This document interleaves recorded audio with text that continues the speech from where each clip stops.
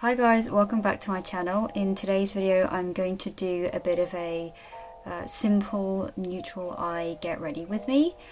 This look is actually one that I was wearing in my Project Pan update video, and a tutorial was requested, so here it is. So the look I'm going to be showing you is one that I actually have been doing quite a lot recently for work makeup looks. Very simple, quick, neutral eye. I hope this is helpful and maybe gives you some ideas for quick work makeup looks that you can do as well.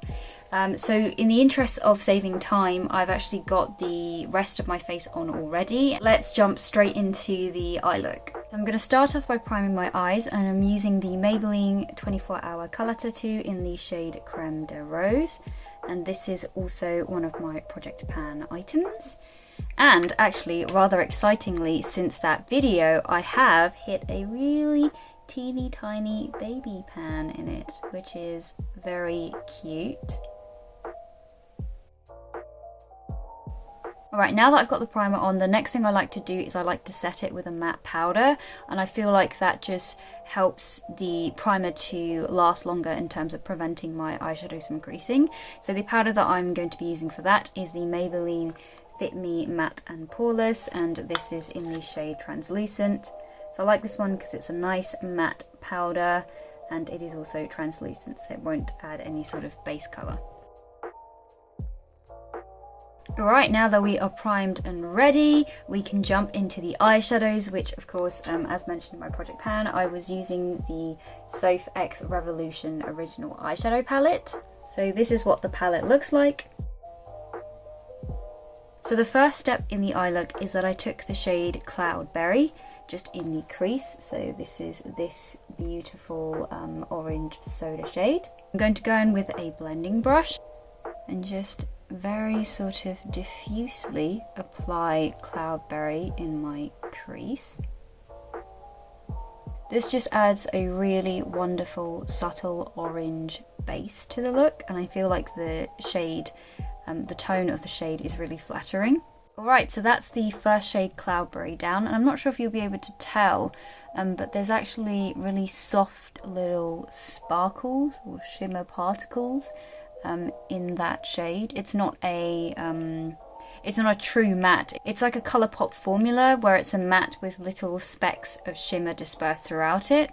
I know some people don't like that, but I personally think it adds a really nice subtle touch to it. And then the second thing that I did was I went in with Cup of Tea, which is a beautiful sort of tan, almost sort of camel transition shade. So for that shade, I went in with a slightly more precise blending brush. So I don't know if you'll be able to tell the difference, but this is the Beauty Bay one that I first started off with when applying the Cloudberry shade. And then this is the brush that I'm going to be using now. So I don't know if you can tell, but the Beauty Bay one, the bristles are more dispersed, so they cover a wider area. Whereas this pink one, this Spectrum one, is slightly more precise in that it covers a smaller area. And I'm just going to apply that in the sort of outer third crease area, not sort of all the way in like I did with Cloudberry. In the outer third of the crease.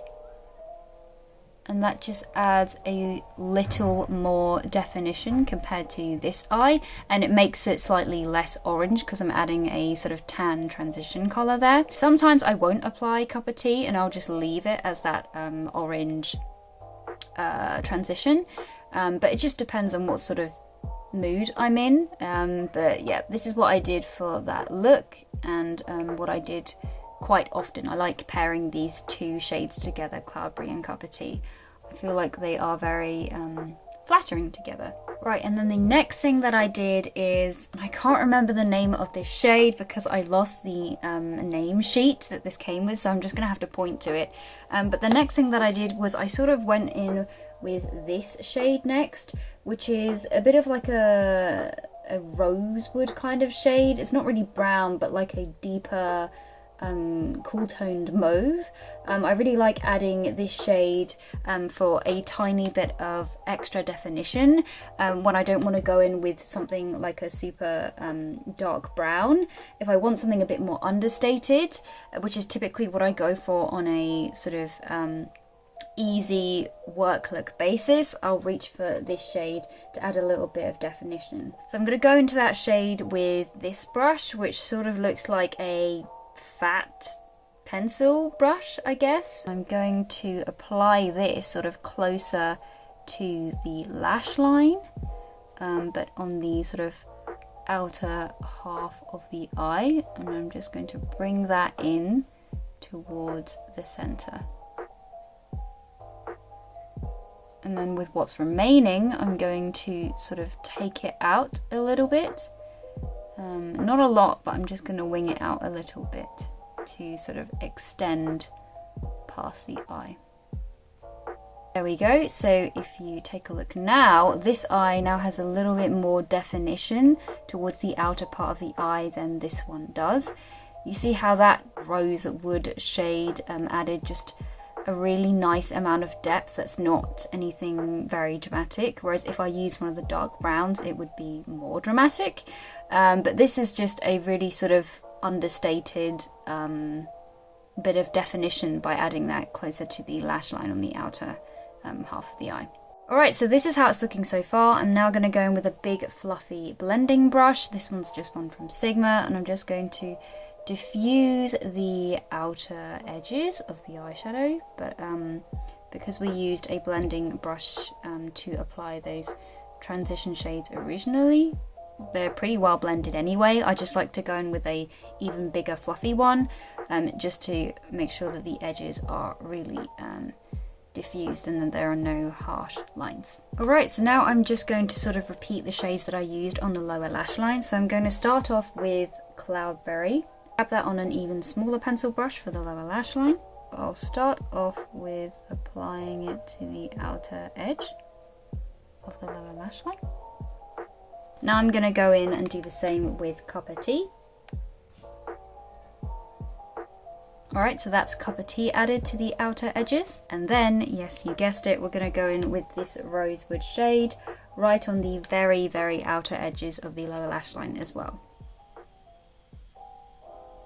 Next, I'm going to add a shadow liner before we do the shimmers. So most of the time I don't really wear a liquid liner, just because I'm not one of those people that can do them very quickly. Like if I'm going to do a liquid winged eyeliner, that's going to take me a while. I need to allocate some extra time for that, and I don't know about you, but I don't have time for that in the morning. So instead I like to do a very quick, easy shadow liner.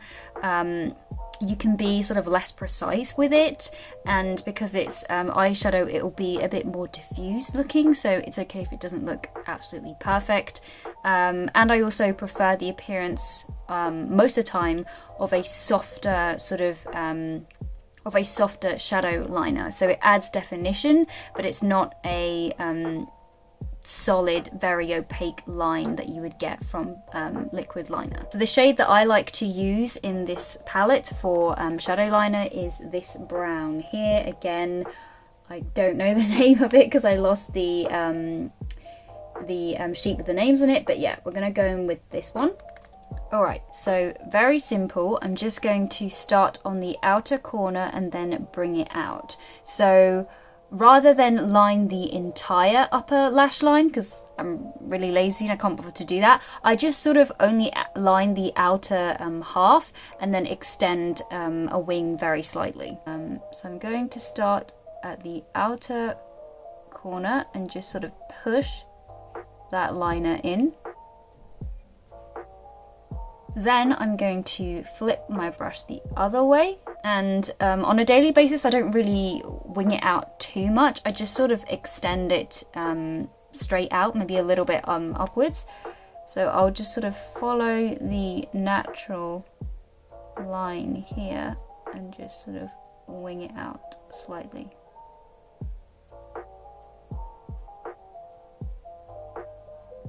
Alright, so do you see how that's just given me a very soft line here?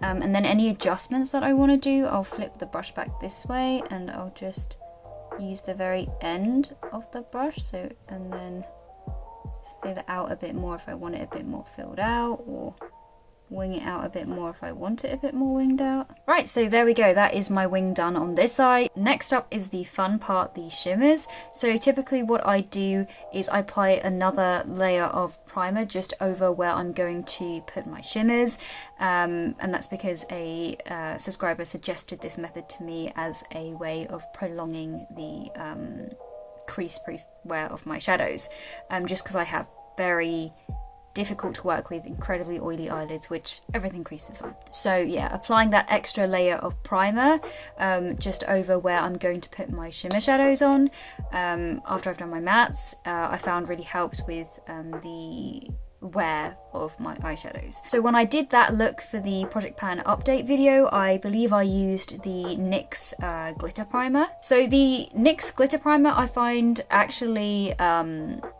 doesn't really help extend the crease proof wear of my eyeshadow. I think maybe it's just the formula of it, but when I do that technique of applying another layer of eye primer before my shimmer shadows, when I do that with my other primers, my eyeshadow lasts a way longer time than when I do it with this glitter primer. There must just be something about this formula that makes my eyeshadow crease slightly faster than when I do this method with other eye primers. That being said, however, I do enjoy using this primer for making my shimmer shadows stand out even more. This glitter primer is absolutely fantastic at just absolutely holding onto and catching every single shimmer particle. So this glitter primer makes your shimmer shadows stand out even more. They make them seem very reflective and foiled. So I like using this glitter primer for that. But if I want the maximum wear time of my eyeshadows not creasing, I wouldn't reach for this, but I do still enjoy using this for if I want to give my shimmer shadows an extra oomph. So I just squeeze out a little bit of it onto my finger, apply it over where I'm going to put my shimmer shadow. So I like to apply it sort of in the inner third of the eye to the center is where I like to apply my shimmer shadows.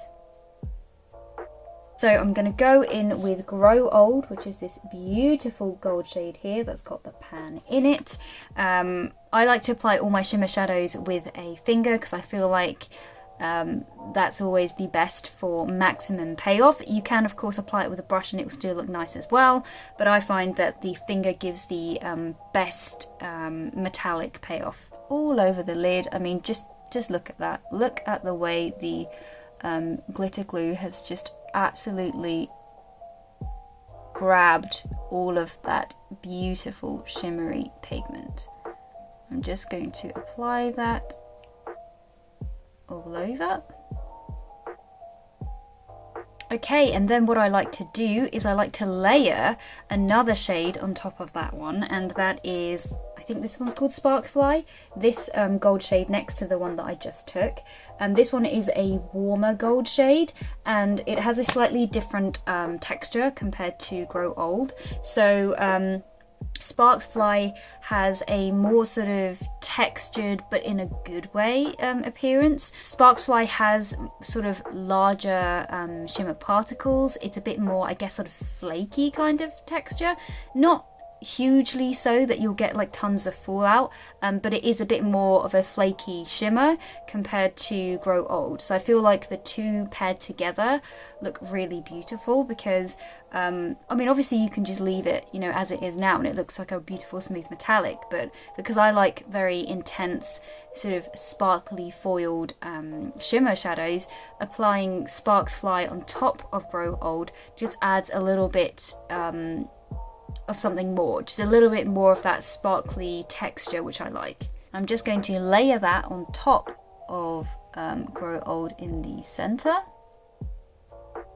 I feel like that's just amped it up even more. I don't know if you'll be able to tell, but this side definitely seems more foiled, more metallic. It's got a little bit more of that metallic texture going on, and I say texture in a good way, compared to this eye, which is just a, you know, smooth gold metallic, which both are beautiful, obviously, but just depending on what you want, you can skip that and just leave that one metallic if you want. But yeah, I really like the look of those two layered on top of each other. Okay, and then I'll just repeat that on the lower lash line. So Grow Old first, and then Sparksfly layered on top. The inner corner shade that I used for that look is actually from the Makeup Obsession Keep It Fresh eyeshadow palette. And the shade that I used from this palette is this beautiful sort of spring green minty shade right in the inner corner here. I absolutely love a good popping inner corner. Alright, so this is the finished look. I will give you a close-up of the eyes now.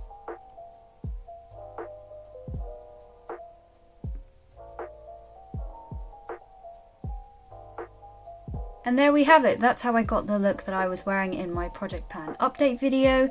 And that's also sort of how I've been doing my go-to look with the sophxrevolution eyeshadow palette. So yeah, I hope you enjoyed watching this and that the tutorial was helpful. Let me know if you'd like to see anything else in the future, and if you enjoyed it, please like, comment down below what you thought, and subscribe if you would like to see more. Yeah, that is it from me. Thank you so much for watching, and I will see you in my next video. Bye.